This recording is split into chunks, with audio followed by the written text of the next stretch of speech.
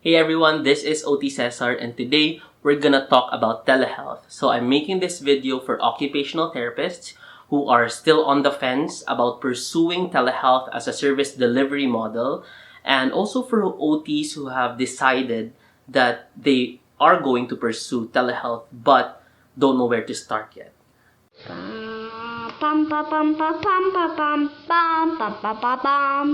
Where is OT Cesar? Where is OT Cesar? There you are, there you are. How are you today? How are you today? Very well, fine, thank you.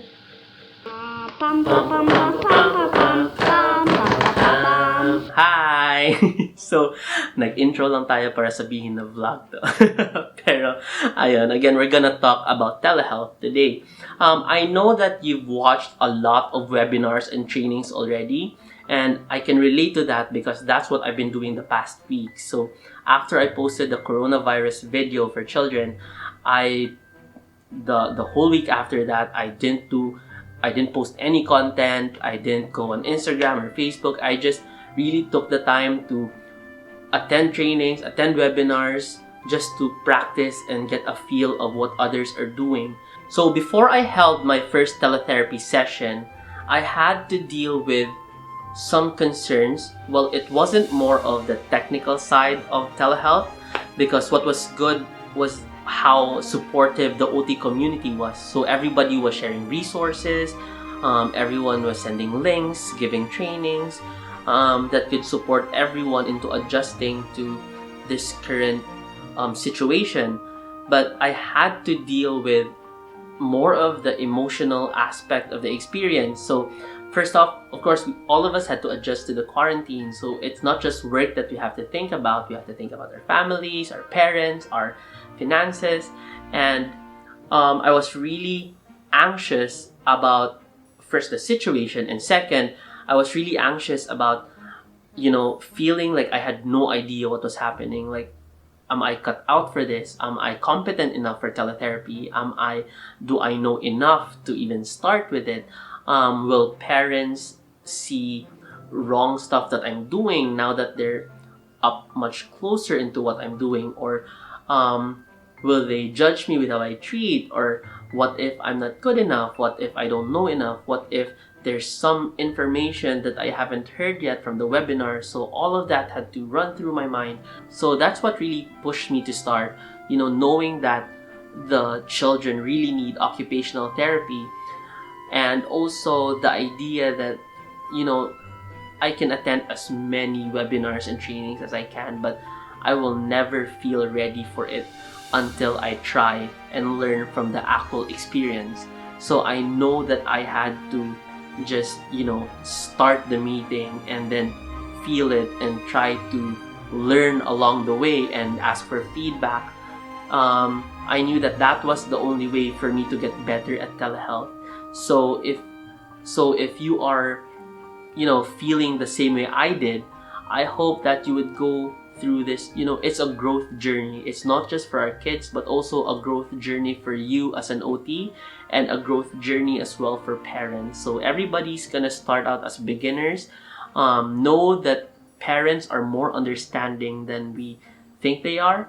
They're very supportive as well, and there are a lot of benefits that you can see when you already shift to telehealth. Right now, let's head down to the details. That's what you're really here for. So what I'm gonna share to you is how to get started. Okay, so I know we've learned from the experts who's had years of experience. What I'm gonna show you is just how to get started. Okay, they've built systems already on how to run telehealth for years and years, and I'm gonna show to you what you need to, just click that start meeting button, just for you to really give you that push to, hey, you're ready already. I'm gonna show to you my living room. So this is where I do my telehealth sessions.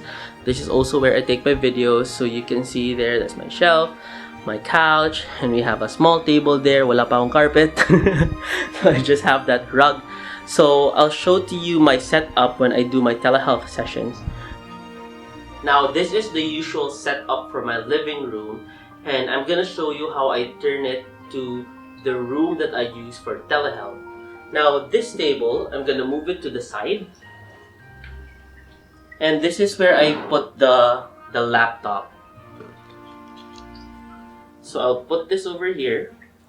I start out the session this way so that when I face the laptop, the child would just see the couch and the wall as my background. So there's minimal distractions. And then what I do is roll this yoga mat here, because this is where I do the motor exercises. With a few sessions I've held, on experience, I've noticed that some children, even if I show them videos or pictures on how to do the exercise, they actually perform better and they would imitate it better if I'm the one doing it. So that's why I have to do the exercises here.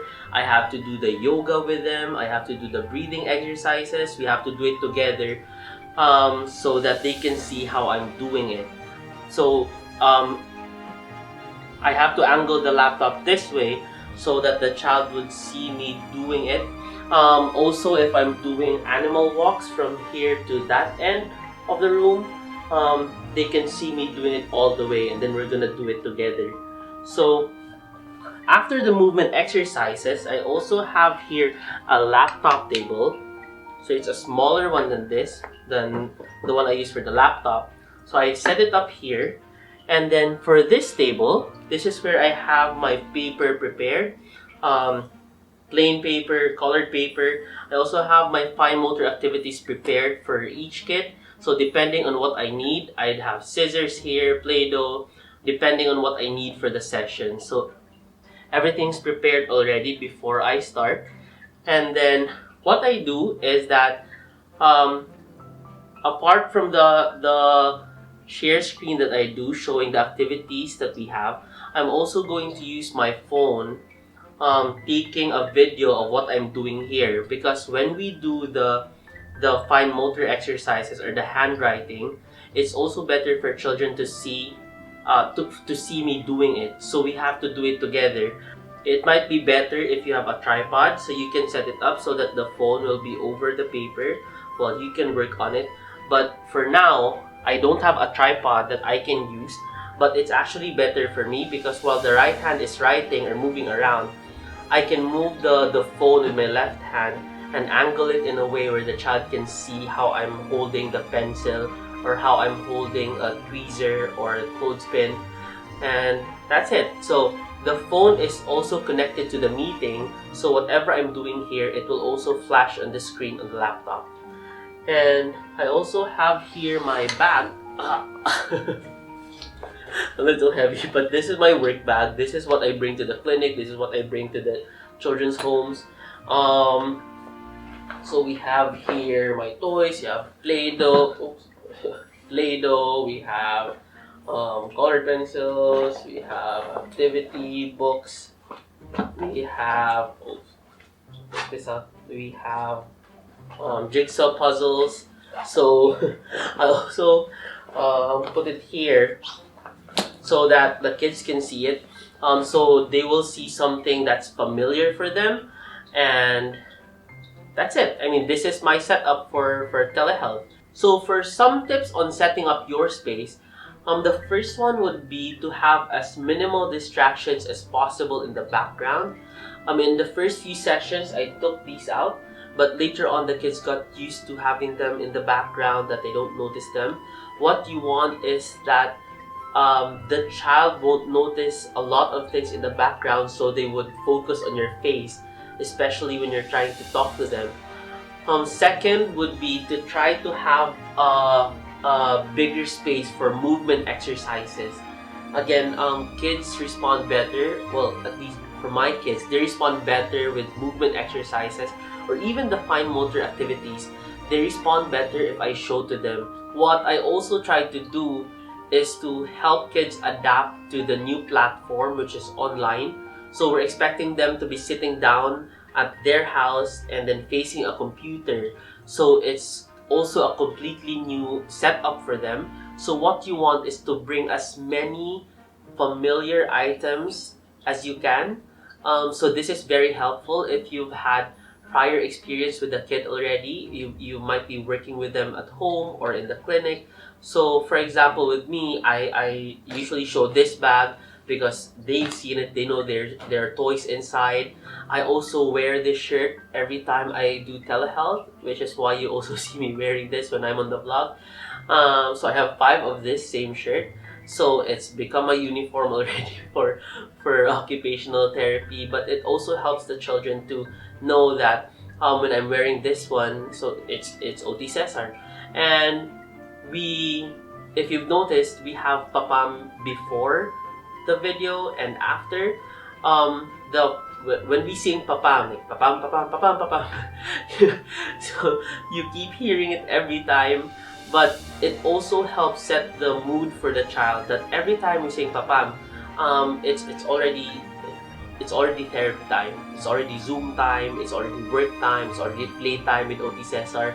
So when they sing it, we know that it's already their time to interact with me. And then when we end with the papam song again, they know that it's the end of the structure. It's the end of the structured time, and it really helps that you communicate with the parent at home that they also have their own setup that they use specifically for telehealth. This is also the first step that I do with families when I work with them in private practice, that we have our own space, that we kind of change the arrangement at home that is really specific for homework time or occupational therapy at home. So with this setup, I also ask the parents to do the same at home. So they would usually have table and chair and a mat area where they will also do the exercises with me.